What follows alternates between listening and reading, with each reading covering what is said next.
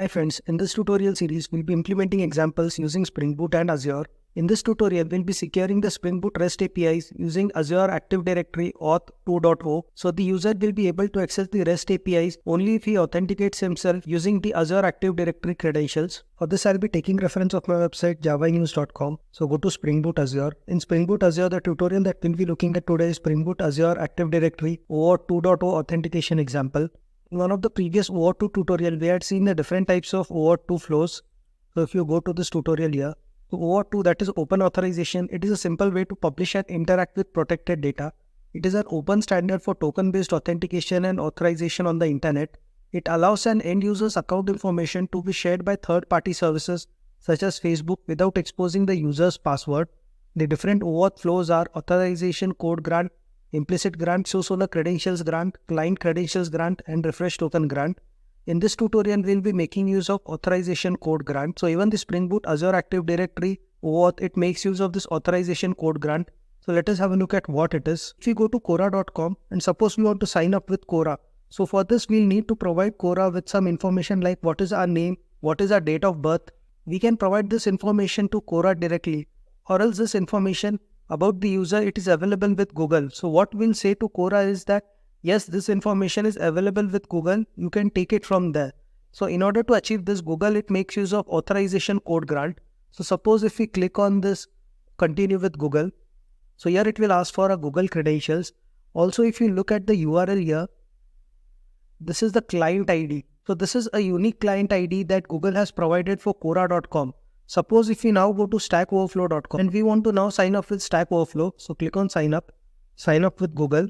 So if you look here, so Google, it provides this unique client ID for stackoverflow.com. So in order to use the authorization code grant using Google or any other authorization server, the application, it first needs to register itself with the authorization server, and then it gets a client ID which is always unique. Along with this client ID, the authorization server, it also provides a client secret. So as the name suggests, this client secret, it should never be exposed publicly and it should be kept a secret. In case of example that we just saw, that is sign up for Quora or Stack Overflow using Google, the Google or Facebook server, they act both as the resource provider as well as the authorization server. They are the resource providers because from Google, we want the username and other details of the user. So it acts as a resource provider. It acts as an authorization server also because it provides the token that is needed to access this data. So the authorization code grant flow for client applications like Quora or Stack Overflow will be as follows. So the client applications, they will first need to register themselves with the authorization servers like Google or Facebook. They will then get a unique client ID and a client secret. So once they get this, then suppose the user, he wants to sign up with Quora. He goes to Quora.com and here then Quora, it communicates with Google saying that my client ID is ABCD123 or some unique client ID. It wants to access the username, date of birth and other details of this particular user. Can you provide this data? Then what Google does is that it provides a login page back to Quora. So the user, he will first need to authenticate himself with the authorization server of Google in order to get access to this data. So once the user, he authenticates himself, Google then provides an authorization code to Quora. Quora then makes use of this authorization code and the secret key that it had got previously during registration to make another post call to Google.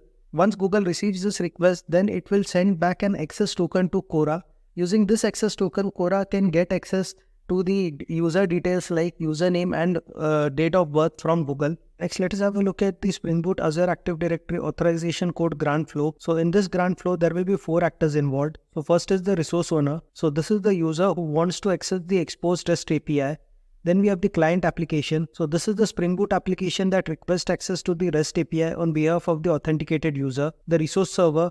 This will again be the Spring Boot application where the REST API is hosted. And finally, the authorization server. This is the Azure Active Directory service that authenticates the user and issues tokens to access the protected resource.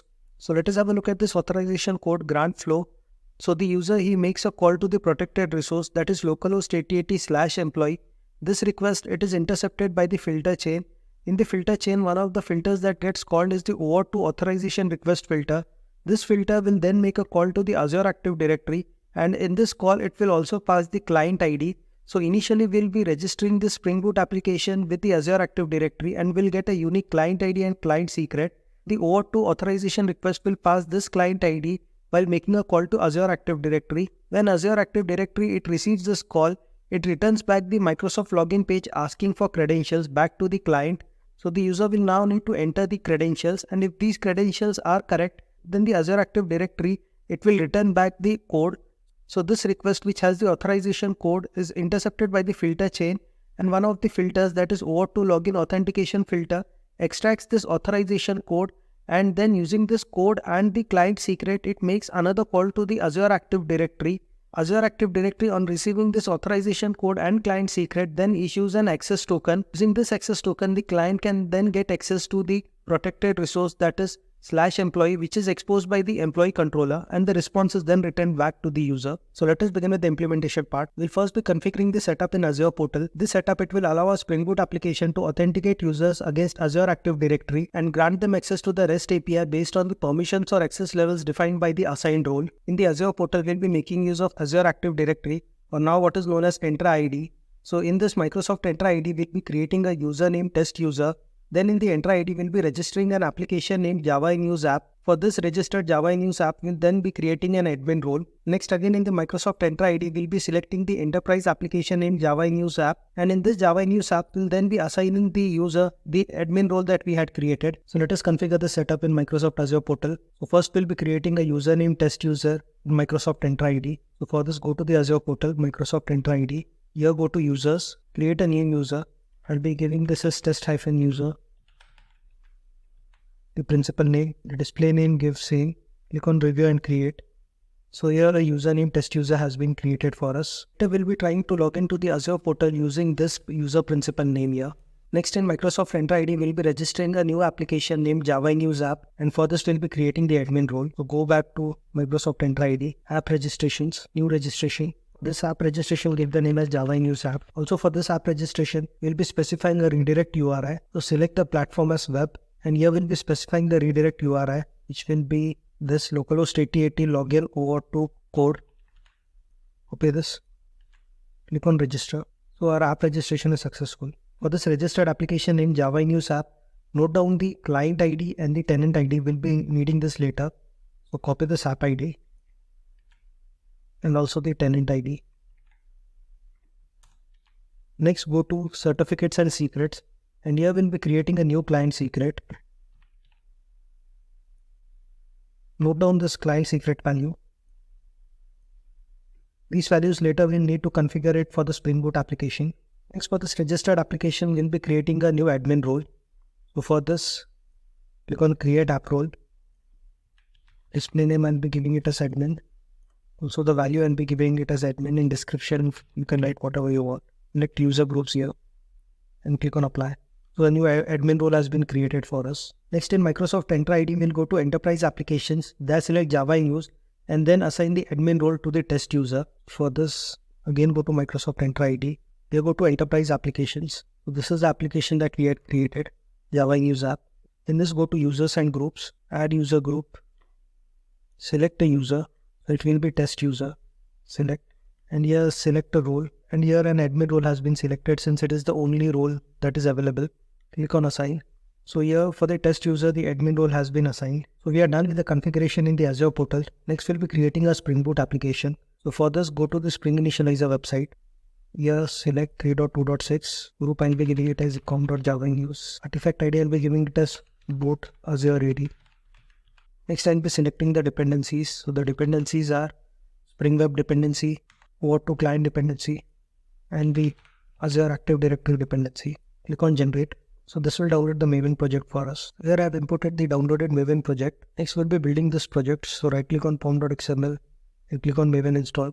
So this will download the Maven dependencies that we have specified in the pom.xml. These dependencies are the OAuth2 client, Spring Boot Starter Web, and the Spring Cloud Azure Starter Active Directory dependencies. Next, for the Spring Boot application, we'll be configuring the properties. So here, Spring Cloud Azure Active Directory enabled will be giving the value as true. And next, we'll be specifying the tenant ID, client ID, and client secret, which we had configured for the Java in Use app.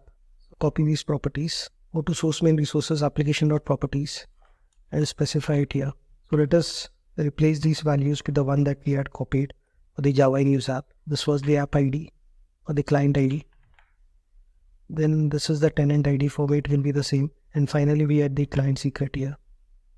Next, we'll be creating a REST controller class named Hello Controller. In this class, we'll be exposing a get REST API with the URL/employee. Also, for this method, along with the get mapping annotation, we also make use of the pre-authorized annotation. So the pre-authorized annotation is a part of Spring Security Framework, and it is used to enforce authorization based on roles of permission. The expression has authority. It checks if the user he has the admin role. If he has, only then he can access it, else he cannot access it. So let us create this Hello Controller class.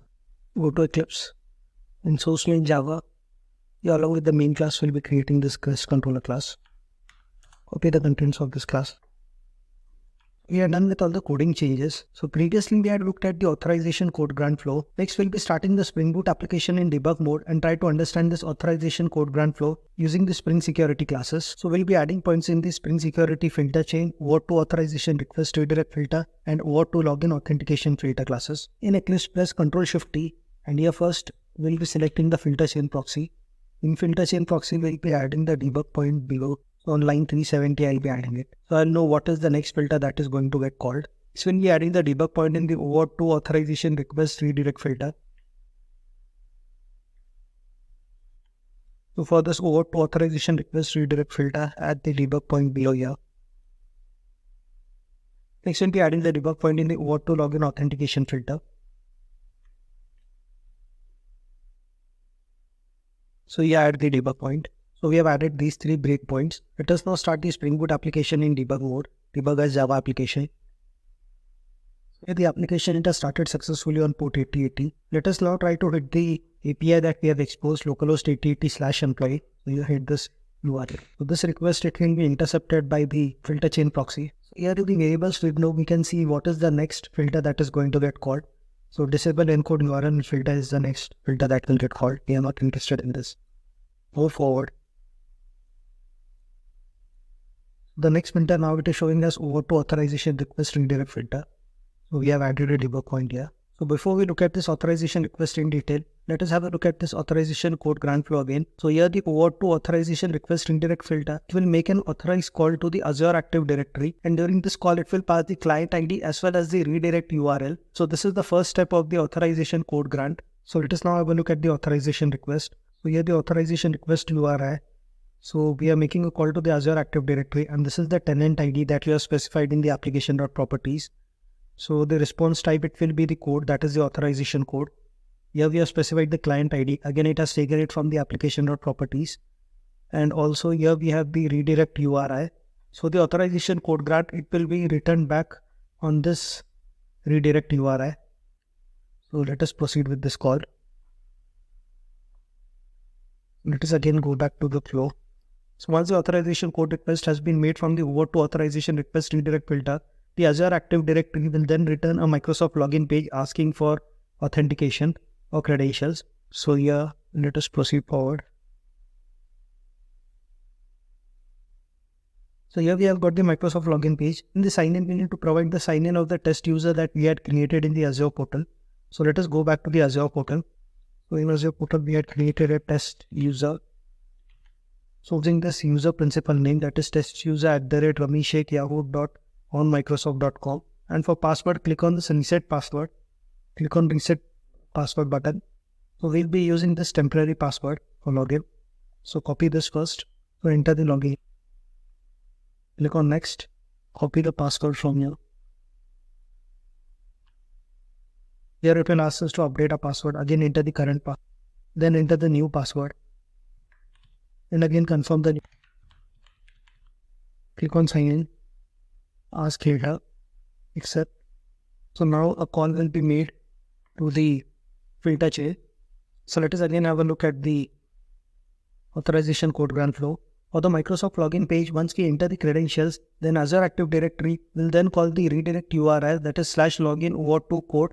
And in this URL, it will provide us the authorization code. So this request, it will be intercepted by the filter chain.